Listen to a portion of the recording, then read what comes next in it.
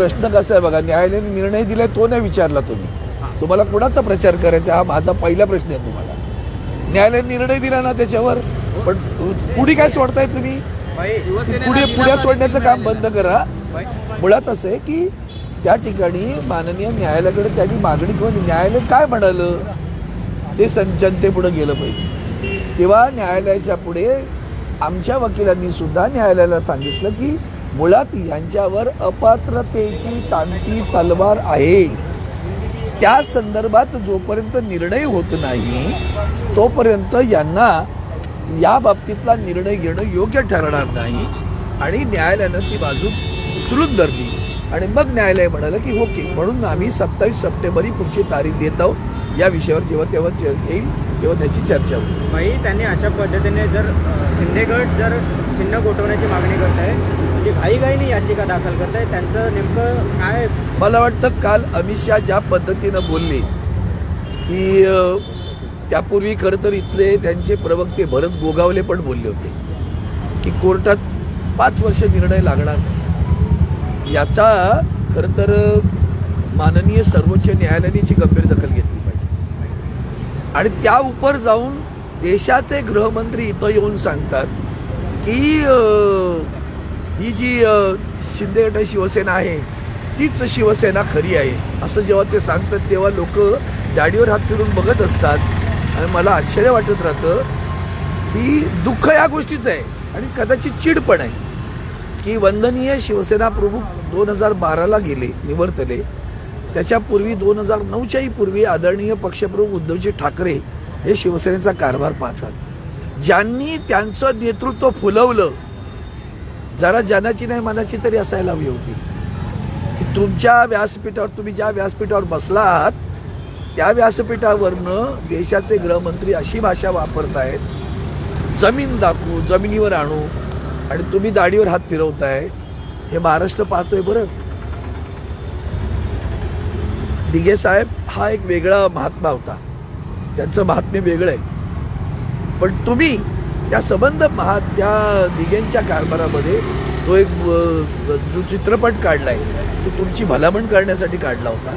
पण मुळामध्ये दिघे साहेब गद्दारांच्या बाबतीत त्यांची भूमिका काय होती, काय केलं होतं त्यांनी, त्या खोपकरांचं काय झालं.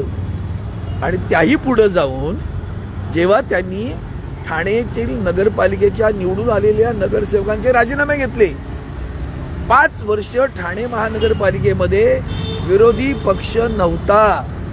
इतका त्याग त्या माणसाने निष्ठेसाठी सगळ्यांकडनं करून घेतला की गद्दारी सहन नाही करायची आणि पक्षाची प्रतारणा करता तर तुम्हालाही तुमच्या जागा सोडाव्या लागतील हे सांगणारे आनंद घे कुठे.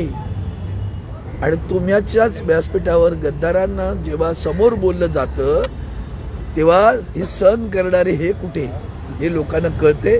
आणि म्हणून तुम्हाला एकच सांगतो की खरं तर उद्धवजींचे एवढे उपकार आहेत, त्यांचं नेतृत्व त्यांनी फुलवलं, त्यांनी त्यांना विरोधी पक्ष नेता केलं, त्यांनी त्यांना आमदार मंत्री केलं, त्यांनी त्यांना इकडे नगरविकास मंत्री केलं, पूर्ण मुभा दिली.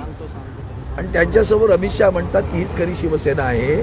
तेव्हा त्याची सुद्धा गंभीर दखल सर्वोच्च न्यायालयाने घेतली पाहिजे की न्याय प्रक्रिया सुरू असताना देशाचे गृहमंत्री असं वक्तव्य करतात आणि इकडे त्यांचा आमदार असं म्हणतो की 5 वर्ष केस प्रलंबित राहील. आता नवीन उच्च न्यायालयाच्या बेंचने याची गंभीर दखल घेतली पाहिजे अशी मागणी मी निमित्त. सर, काल मनसे प्रमुख राज ठाकरे हे मुख्यमंत्र्यांच्या भेटीला गेले होते. काही दिवसांपूर्वी मुख्यमंत्री देखील मनसे प्रमुखांच्या भेटीला गेलेले होते. कुठेतरी ही नवीन नांदी वाटते का आपल्याला? कुठेतरी नांदी बिंदी काय नाही, वावटळी असतात. एक ठाकरे आपल्याकडे घेण्यात मला सांगा आतापर्यंत किती प्रयोग झाले? रोज सरण्यासारखी रंग बदलणारी आणि इव्हेंट मॅनेजमेंट करणारी माणसं आहेत. आज काय मोदी साहेबांसारखं राज्यात कारभार नाही, उद्या काय मोदी साहेबांसारखा भ्रष्टाचार नाही, शरद पवार साहेबांसारखं नेतृत्व नाही, परवा काय शरद पवार साहेबांसारखा भ्रष्टाचार नाही. रोज रंग पळता, रोज विचार बदलता. तुम्हाला ती आंधी बिंदी वाटते का? तुम्ही पण अभ्यास जरा करत जा. बरं, जनता आंधी निर्माण करू शकते, पक्ष नाही. बरं, लक्षात ठेवा, जनतेला हे कळतंय की देशामध्ये संविधानावर घावा घाला जातोय, देशाच्या घटनेवर. परमपूज्य डॉक्टर बाबासाहेब आंबेडकरांनी जी घटना निर्माण केली त्या घटनेवरच घाव घालणारं काम आता देशात होतंय. त्याची आता निश्चित महत्त्वाच्या नेत्यांची बैठक आहे, या बैठकीत कशा संदर्भात? मला कल्पना नाही. मी आता बैठक झाली, बैठक कुठे आता मी तर रोजच येतो. त्यामुळे मला आदरणीय पक्षप्रमुख जे निर्देश देतील, जे मार्गदर्शन करतील तसं आम्ही पाहू. अनेक माजी नगरसेवक आणि नेते शिंदे गटाच्या मला वाटेवर वाटतं तशा देखील चर्चा आहेत. पुऱ्या जुन्या किताबाकडे वाजवत बसू नका. हिंदी में जानना चाहेंगे कि आज जिस तरीके से आदित्य ठाकरेंवर देखील किरीट सोमय्यांनी टीका केलेली आहे. बालक बघा, हे जे कोण आहेत ना, तो भोंगा, त्याच्याबद्दल कधी दखल घेऊ नका असं माझी आपल्याला मागणी आहे. पण त्यांना तुम्ही कधीतरी विचार केला दाखवणार आहे बाबा, तू केलेल्या आरोपांचं काय झालं. हा प्रश्न माध्यम का विचारत नाही असं माझा प्रश्न आहे तुम्हाला. का त्यांनी जेवढ्या लोकांवर आरोप केले ते सगळे लोक आज भाजपात आहेत. मग ईडी गप्प का, मग इन्कम टॅक्स गप्प का, मग ते सगळ्या तुमच्या ज्या काही संस्था आहेत सगळ्या पाळलेल्या त्या संस्था गप्प का, त्या गप्प काय, त्याचं उत्तर तुम्ही त्यांनी काय विचारलं, तुम्ही आम्हाला काय विचारता. आता मी तुम्हाला प्रश्न विचारतो, विचारल्याशिवाय मला प्रश्न नाही विचारायचा. तो प्रश्न त्याला विचारून घ्या, त्याचं उत्तर घ्या. नारायण राणेंचं काय झालं, ईडीच्या एकनाथ शिंदेच्या कारवाईचं काय झालं, सीबीआयच्या कारवाईचं काय झालं, इन्कम टॅक्सने केलेल्या कारवाईचं काय झालं, या प्रश्नांची उत्तरं घ्या. त्यानंतर मला पुन्हा प्रश्न त्याच्या भाग्याबद्दल विचारा. आज सुप्रीम कोर्ट में जिस तरीके से सुनवाई हुई, सुनवाई के दौरान 27 तारीख तक मामला टल गया, इसे कैसे देखते हैं? इस दौरान बीजेपी के नेताओं के लगातार बयान आ रहे हैं, असली शिवसेना एकनाथ शिंदे के साथ। यही तो बात है ना, वही तो मैं बात कर रहा था कि वो जब कह रहे थे कि असली शिवसेना उनकी है, तो मेरा कहना है कि सर्वोच्च न्यायालय पर क्या दबाव डाल रहे हो, या सर्वोच्च न्यायालय की जो निष्पक्षता है, जुडिशियस है, उसके बारे में आपके मन में शंका है? देश के गृह मंत्री जब इस तरह की बात करते हैं, और उनके यहाँ के अभी प्रवक्ता जो कोई है गोगावले करके, उन्होंने तो कहा 5 वर्ष तक इसका रिजल्ट नहीं आएगा। मैं इस माध्यम से आदरणीय सर्वोच्च न्यायालय से मांग करता हूँ कि आदरणीय सर्वोच्च न्यायालय इसी बहुत गंभीरता पूर्वक दखल ले, इसे दखल अंदाज न करे। ये आपके ऊपर उंगली उठा रहे हैं कि न्याय प्रक्रिया क्या होती है, ये कह सकते हैं। वो कहने वाले आदरणीय सर्वोच्च न्यायालय, वहाँ तो केस प्रलंबित है।